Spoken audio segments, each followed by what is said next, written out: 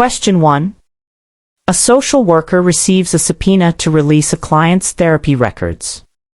The client is still actively engaged in treatment and has not provided consent for the release of information. What is the best action for the social worker to take? A.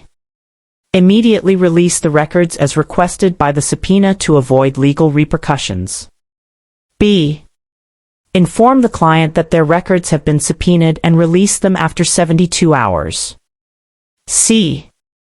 Contact the client to discuss the subpoena and assert privilege, then seek legal counsel and/or court guidance. D. Destroy the client's records to protect their confidentiality. Answer: C. Contact the client to discuss the subpoena and assert privilege, then seek legal counsel and/or court guidance.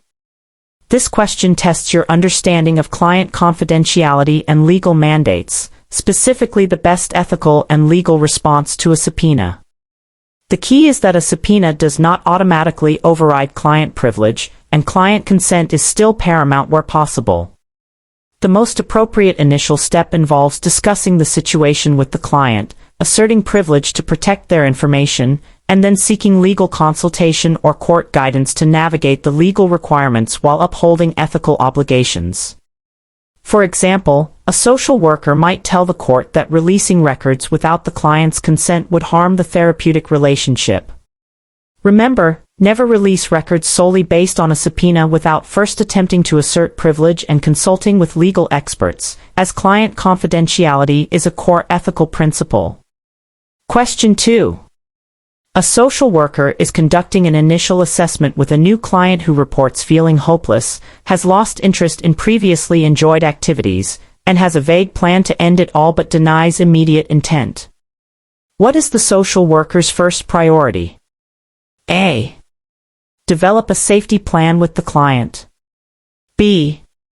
Explore the client's family history of depression. C. Refer the client for medication evaluation. D. Discuss potential coping strategies for their feelings of hopelessness. Answer: A. Develop a safety plan with the client. This question addresses the immediate priority in a situation involving potential self-harm, testing your ability to prioritize safety. The keywords vague plan to end it all and denies immediate intent indicate a need for a thorough assessment of suicide risk, with safety planning being the most crucial initial intervention. While other options might be relevant later, ensuring the client's safety from self-harm takes precedence over all other interventions, as life preservation is the paramount ethical duty. For instance, creating a safety plan involves identifying triggers, warning signs, coping strategies, and support contacts the client can use if suicidal thoughts escalate. Always remember that when a client expresses any suicidal ideation, assessing and ensuring their immediate safety is the absolute first step. Question 3. A social worker receives a phone call from a client's relative requesting information about the client's progress, stating they are very worried. The client signed a general release of information at the start of treatment, but it did not specifically name this relative. What is the best response for the social worker? A. Provide a brief update to the relative to alleviate their worry. B. Inform the relative that confidentiality prevents disclosure of any information. C. Ask the relative to have the client sign a specific release of information for them. D. Explain that without specific client consent for that individual, no information can be shared. Answer: D. Explain that without specific client consent for that individual, no information can be shared. This question tests your understanding of client confidentiality and the limitations of a general release of information. The keyword best directs you to the most ethically sound action. A general release of information typically doesn't cover all family members. Specific consent is required to share information with a named individual. Therefore, explaining the confidentiality limits without disclosing any client information is the appropriate response, upholding the client's right to privacy. For example, the social worker might say, "I appreciate your concern, but I cannot confirm or deny whether an individual is a client here, nor can I share any information without specific, written consent from the client."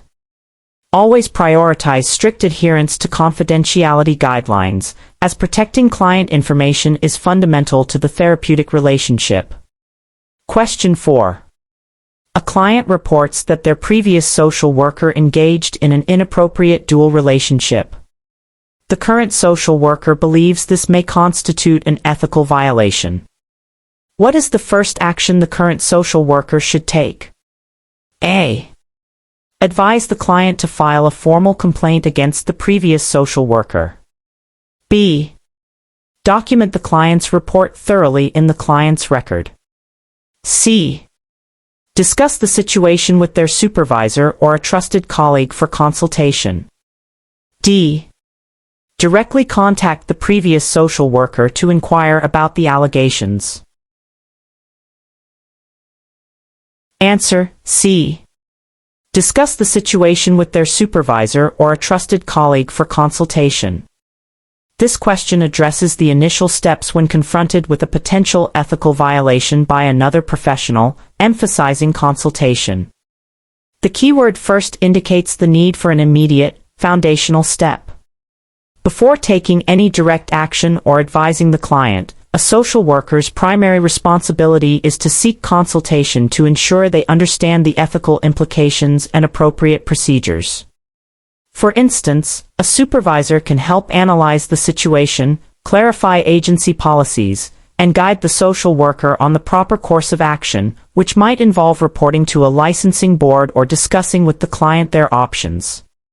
Remember, when in doubt about an ethical issue, always seek supervision or peer consultation as your initial course of action.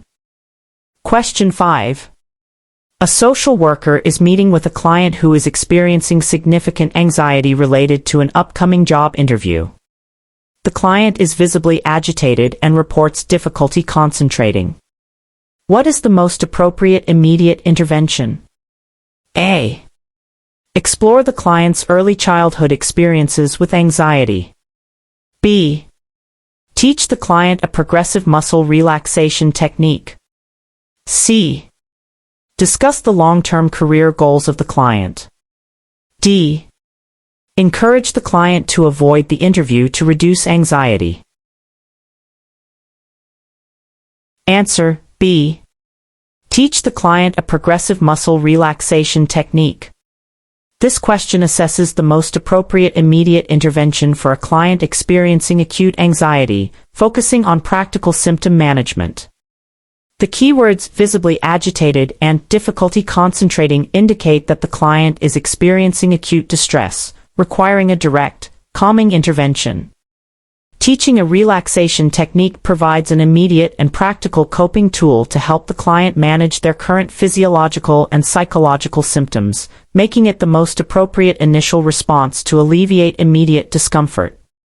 For example, guiding the client through deep breathing exercises can help lower their heart rate and promote a sense of calm. When clients are experiencing acute distress, providing immediate, concrete strategies to reduce symptoms is often the best first step. Question 6. A social worker is conducting a home visit and observes signs of neglect in a child's living environment, including lack of food and unsanitary conditions. The child appears lethargic and unkempt. What is the social worker's first action? A. Refer the family for parenting classes. B. Contact Child Protective Services, CPS, to report suspected neglect. C. Provide the family with resources for food and housing assistance. D. Discuss the observations with the parents and develop a safety plan. Answer: B.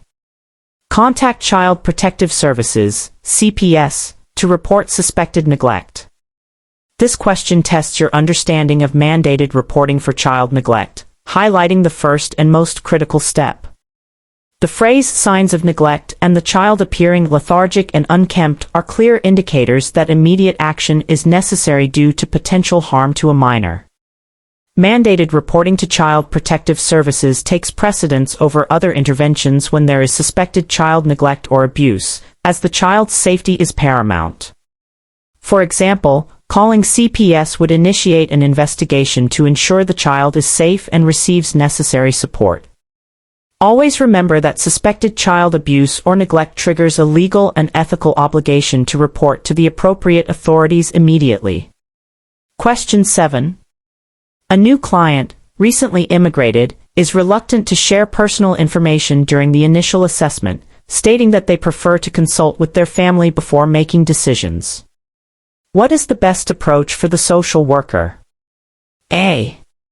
Explain the importance of individual therapy and encourage them to share. B. Reassure the client about confidentiality and continue with the assessment. C. Acknowledge the client's cultural values and explore how their family can be involved. D. Terminate the session, as the client is not ready for individual therapy. Answer: C.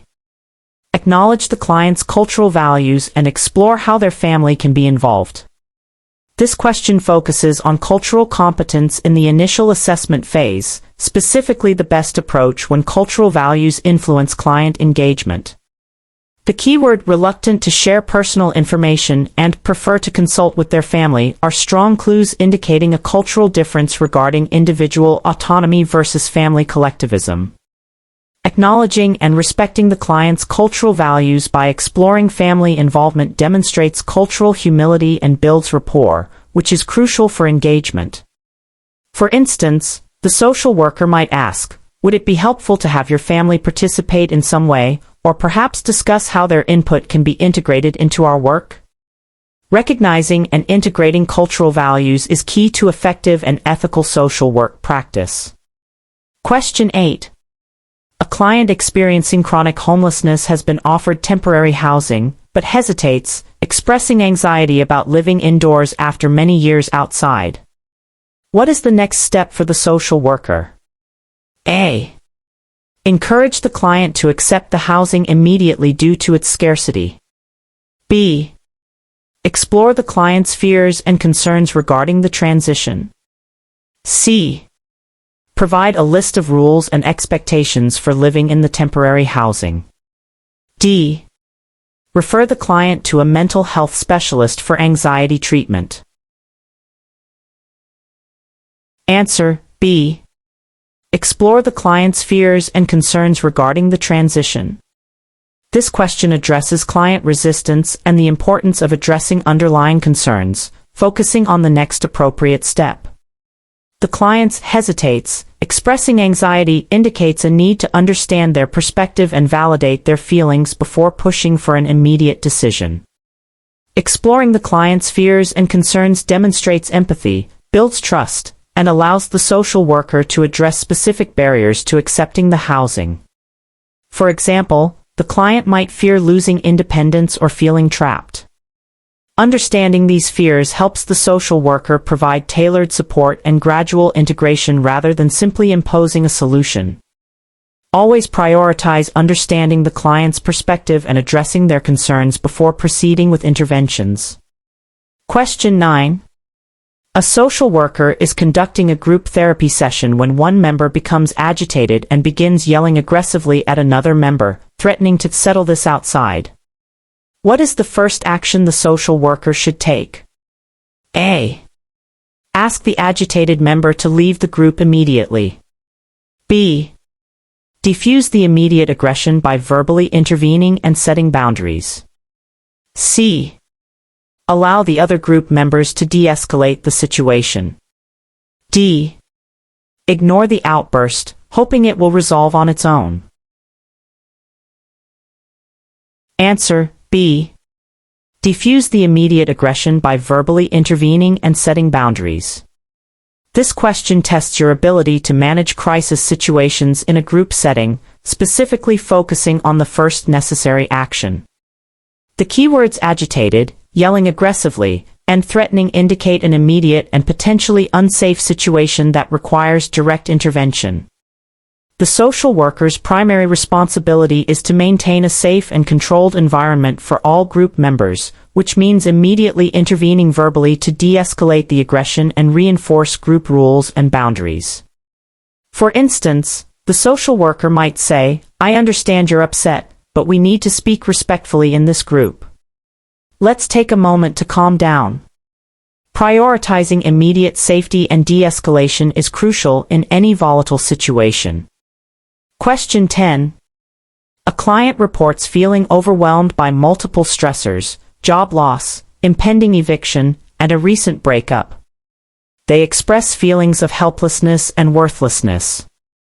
What is the most appropriate initial focus for the social worker? A. Develop a long-term plan for career development. B. Focus on processing the emotional impact of the breakup. C. Address the most pressing, concrete needs first, such as housing and income. D. Refer the client to an individual therapist for emotional support. Answer: C. Address the most pressing, concrete needs first, such as housing and income.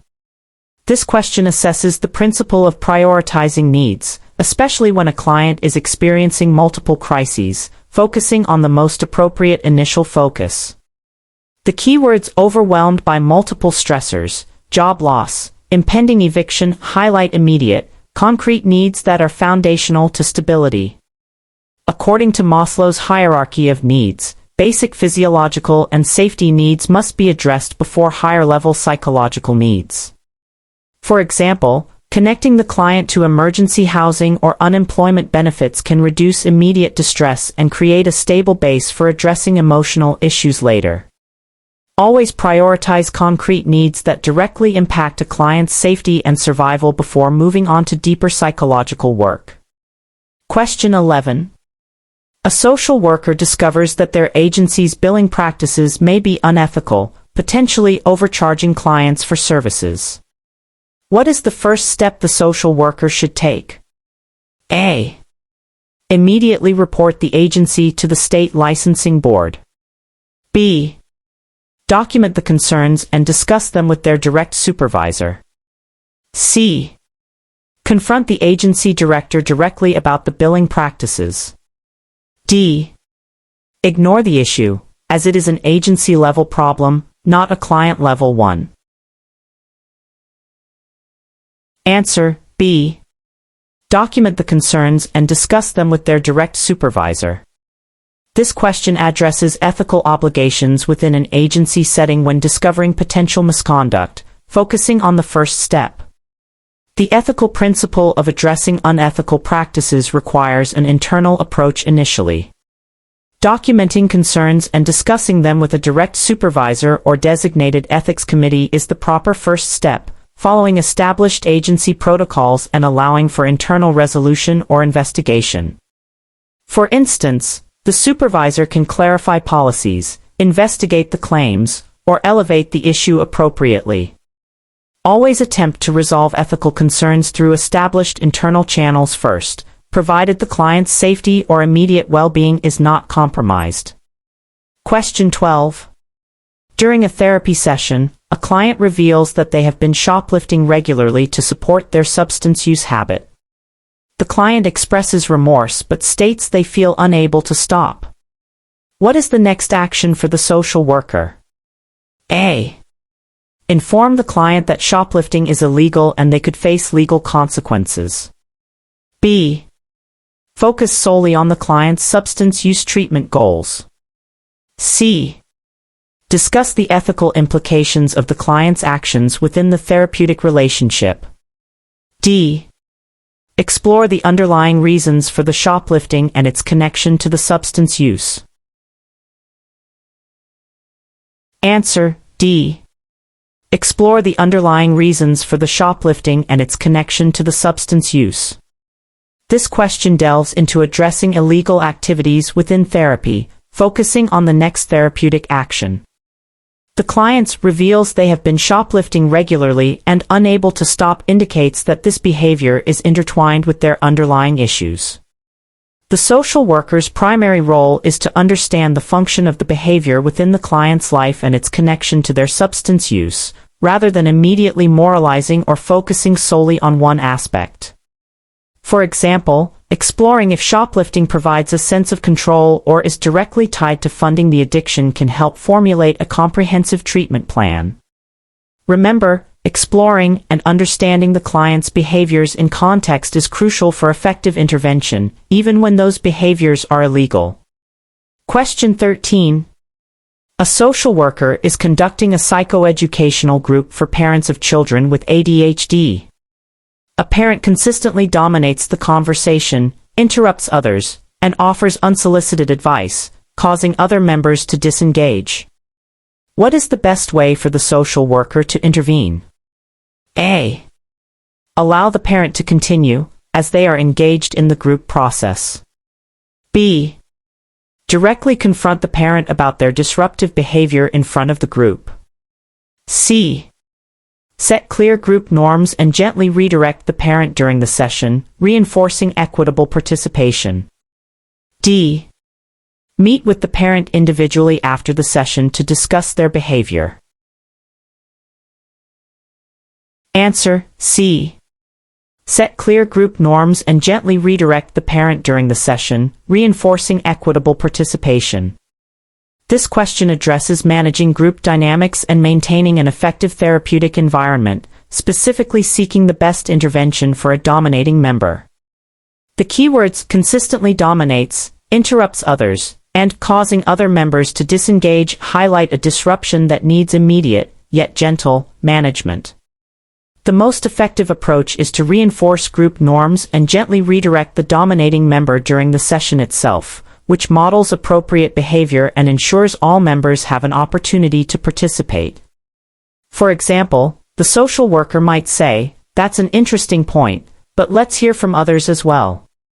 Addressing the behavior in the moment and within the group context is crucial for maintaining a balanced and productive group environment. Question 14.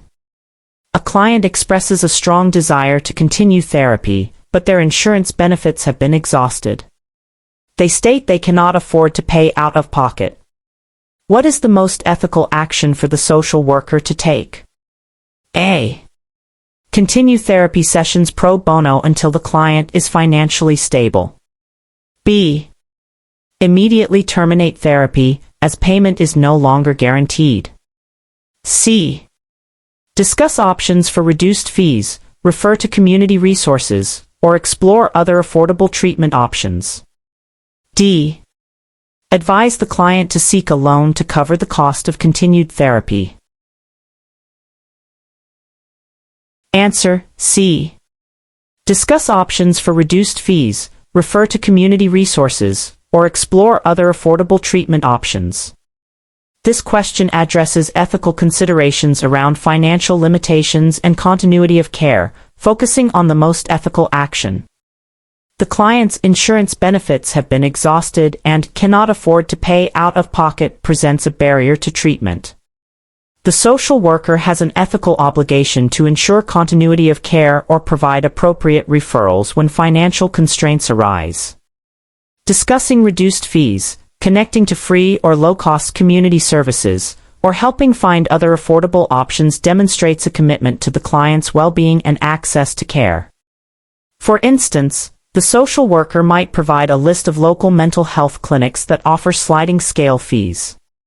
Always prioritize helping clients access necessary care, even when direct services are no longer feasible due to financial limitations. Question 15. A client with a history of trauma begins to experience intense flashbacks and dissociation during a therapy session. What is the first action the social worker should take? A. Encourage the client to elaborate on the details of the flashback. B. Gently guide the client to use grounding techniques to return to the present moment. C. Terminate the session immediately and reschedule for a later date. D. Administer a formal trauma assessment. Answer B. Gently guide the client to use grounding techniques to return to the present moment. This question addresses managing acute trauma responses in session, specifically the first immediate action. The keywords intense flashbacks and dissociation indicate that the client is experiencing an overwhelming and dysregulating traumatic response.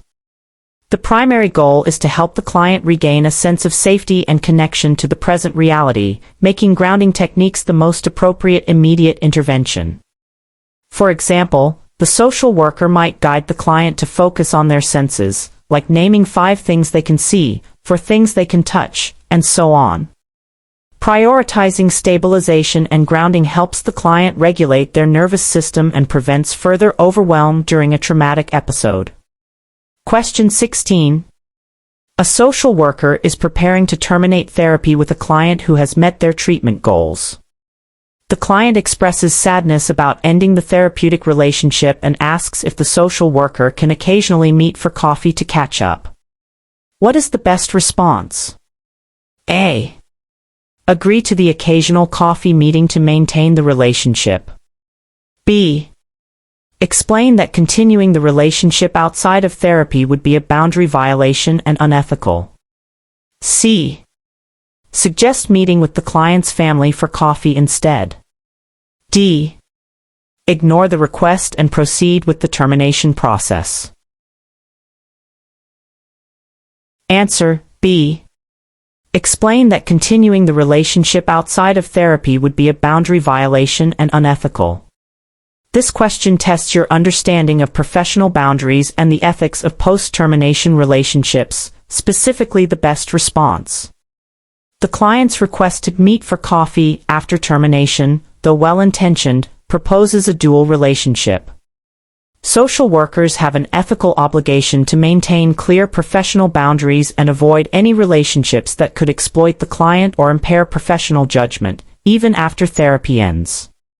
For example, explaining that the professional relationship is ending and referring to the ethical guidelines regarding dual relationships helps the client understand the boundaries while still validating their feelings of sadness. Always prioritize maintaining professional boundaries to protect the client and the integrity of the profession. Question 17.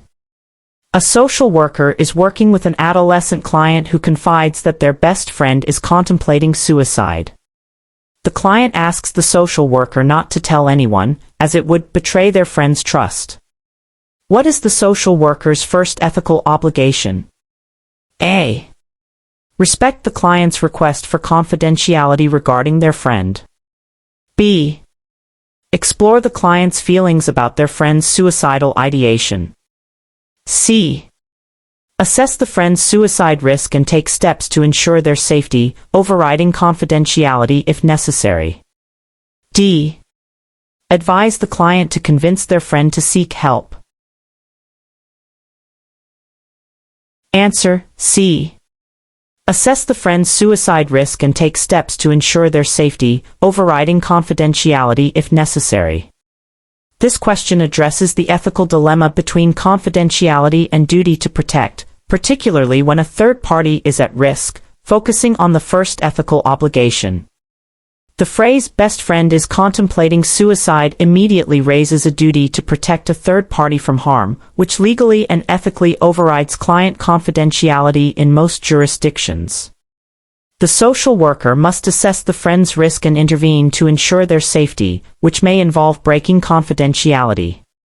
For example, contacting the friend directly, their parents, or an emergency service would be necessary if the risk is high. When there is a clear and imminent danger to an identifiable third party, ensuring their safety becomes the paramount ethical duty, even if it means breaking confidentiality. Question 18.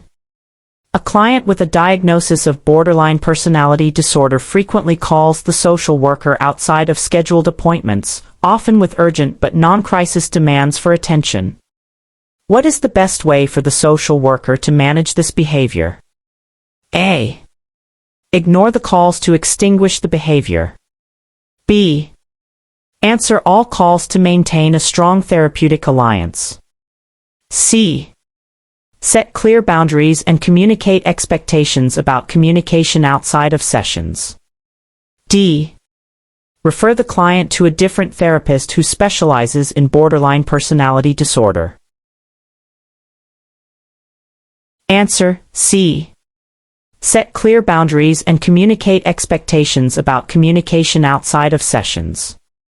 This question addresses boundary setting with clients who exhibit high needs for attention, particularly with a diagnosis like borderline personality disorder, focusing on the best management strategy. The phrase "frequently calls," with urgent but non-crisis demands for attention, indicates a need for structured boundary work. Establishing and consistently enforcing clear boundaries around communication outside of scheduled sessions is crucial for maintaining a healthy therapeutic relationship and preventing client over-reliance or burnout for the social worker. For example, the social worker might say, "Our sessions are a dedicated time for us to work together, and I'm available during business hours for emergencies, but I don't typically take calls outside of our scheduled appointments." Clear boundaries provide structure and predictability, which can be beneficial for clients learning to manage their intense emotions. Question 19. A social worker is conducting an intake assessment with an older adult client who is accompanied by their adult child. The child frequently answers questions on behalf of the client, even when the client attempts to speak. What is the most appropriate action for the social worker? A. Encourage the child to continue helping the client provide information. B. Gently redirect the child and empower the client to speak for themselves. C. Ask the adult child to leave the room so the social worker can speak privately with the client. D. Document the child's controlling behavior in the client's record. Answer: B. Gently redirect the child and empower the client to speak for themselves. This question focuses on client self-determination and managing family dynamics during an assessment, specifically seeking the most appropriate action. The keywords "child frequently answers questions on behalf of the client," even when the client attempts to speak, indicate a potential infringement on the client's autonomy. The social worker's role is to ensure the client's voice is heard and their self-determination is respected, which means gently intervening to allow the client to communicate directly. For example, the social worker might say, "Thank you for sharing your perspective, but I'd like to hear directly from your parent on this point." Empowering the client to speak for themselves upholds their right to self-determination and ensures the social worker gathers accurate information directly from the client. Question 20. A social worker in private practice is experiencing burnout and difficulty focusing during client sessions. They are noticing a decline in their empathy and patience. What is the best first step for the social worker to take? A. Continue working but reduce their caseload to alleviate stress. B. Take an extended vacation to recover from burnout. C. Seek professional supervision or personal therapy to address their burnout. D. Terminate with all clients immediately to prevent harm. Answer: C. Seek professional supervision or personal therapy to address their burnout. This question addresses self-care and professional competence, specifically the best first step when experiencing burnout. The keywords burnout, difficulty focusing, and decline in empathy and patience indicate that the social worker's professional functioning is compromised. Seeking supervision or personal therapy is the most appropriate and ethical first step, as it directly addresses the root causes of burnout and allows for professional reflection and strategies to maintain competence. For instance, a supervisor can help assess the impact on practice and guide the social worker towards self-care strategies or adjustments to their workload. Prioritizing self-care through professional support ensures the social worker can continue to provide ethical and effective services. Question 21. A client reveals during a session that they recently received a significant financial inheritance. The social worker, knowing the client struggles with impulsive spending, identifies a potential area for therapeutic work. What is the most ethical way for the social worker to proceed? A. Suggest the client invest the money in a business venture proposed by the social worker. B. Refer the client to a financial advisor for guidance on managing the inheritance. C.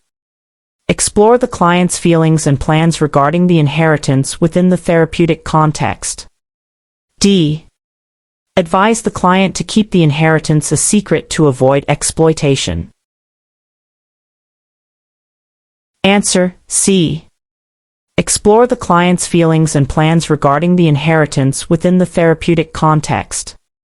This question explores the ethical handling of a client's financial circumstances and maintaining professional boundaries, focusing on the most ethical approach.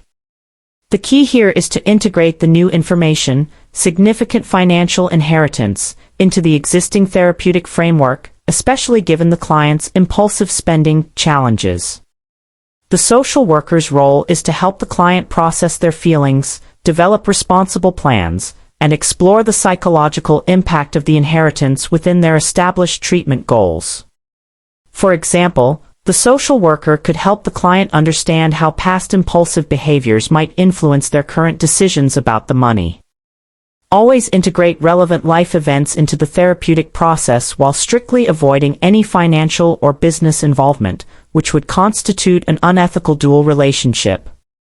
Question 22. A social worker is conducting an assessment with a client who reports hearing voices telling them to harm themselves, but they deny any intent or plan. What is the next most important action for the social worker? A. Normalize the experience of hearing voices to reduce stigma. B. Immediately call emergency services for involuntary commitment. C. Conduct a thorough suicide risk assessment, including the nature of the voices. D. Focus on building rapport by discussing less sensitive topics. Answer: C. Conduct a thorough suicide risk assessment, including the nature of the voices. This question tests the crucial skill of assessing suicide risk, particularly when psychosis is involved, and focuses on the next most important action. The phrases "hearing voices telling them to harm themselves" and "deny any intent or plan" indicate the presence of suicidal ideation combined with potential command hallucinations. While intent may be denied, the voices themselves pose a significant risk, making a thorough and immediate suicide risk assessment paramount to understand the severity and influence of the voices. For instance, the social worker would explore the content, frequency, and compelling nature of the voices, as well as the client's ability to resist them. Always prioritize a comprehensive suicide risk assessment when a client reports any suicidal ideation, especially when coupled with psychotic symptoms, before any other interventions. Question 23. A social worker is working with a client who consistently misses appointments without notification. The social worker has attempted to contact the client multiple times via phone and email but has received no response. What is the best next step? A. Continue to reach out to the client indefinitely until contact is made. B. Send a certified letter outlining the agency's policy on missed appointments and the implications for termination. C. Terminate services immediately due to non-compliance. D. Document all attempts at contact and wait for the client to initiate contact. Answer: B. Send a certified letter outlining the agency's policy on missed appointments and the implications for termination. This question addresses professional procedures for client disengagement and potential termination, focusing on the best next step when a client is non-responsive. The keywords "consistently misses appointments," "no response to multiple contact attempts" indicate a need for formal communication. Sending a certified letter provides clear, documented communication about missed appointments, agency policy, and potential termination, ensuring the client receives the information and giving them an opportunity to re-engage. For example, The letter would state how many appointments have been missed and what action will be taken if contact is not re-established by a certain date. This approach adheres to ethical guidelines for termination, ensuring due process and clear communication. Question 24. A social worker is conducting an initial session with a client experiencing severe anxiety. The client expresses difficulty articulating their thoughts and feelings due to their overwhelming anxiety. What is the best approach for the social worker? A. Encourage the client to push through their anxiety and describe their feelings in detail. B.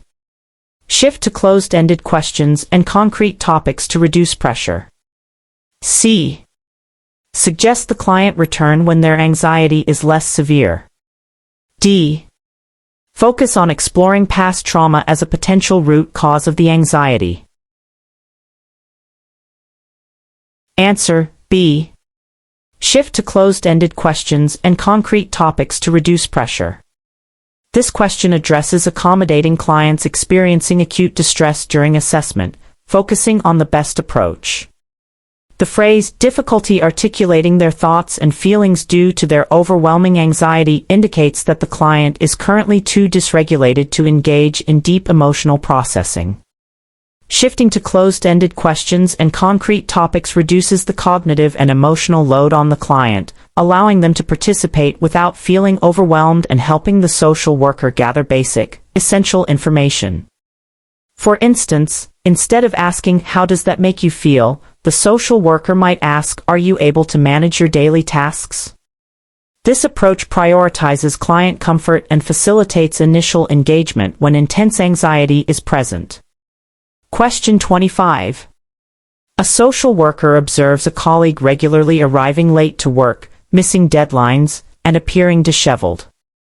The colleague has also mentioned personal stressors recently. What is the most appropriate first action for the social worker to take? A. Report the colleague to the licensing board immediately. B. Document the observations and discuss concerns directly and privately with the colleague. C. Discuss the observations with other colleagues to gather more information. D. Ignore the situation, as it is a personal matter for the colleague. Answer: B. Document the observations and discuss concerns directly and privately with the colleague. This question addresses ethical responsibilities regarding impaired colleagues, focusing on the most appropriate first action. The keywords "regularly arriving late," "missing deadlines," and "appearing disheveled" suggest potential impairment affecting professional competence. The ethical standard mandates that a social worker should first address concerns directly and privately with a colleague when there is reason to believe their professional functioning is impaired, provided it does not pose immediate harm to clients. For example, initiating a private conversation like, "I've noticed you've been having a tough time lately, and I'm concerned. Is everything okay?" opens a door for support and resolution. Attempting to resolve concerns at the lowest appropriate level is a key ethical guideline before escalating the issue.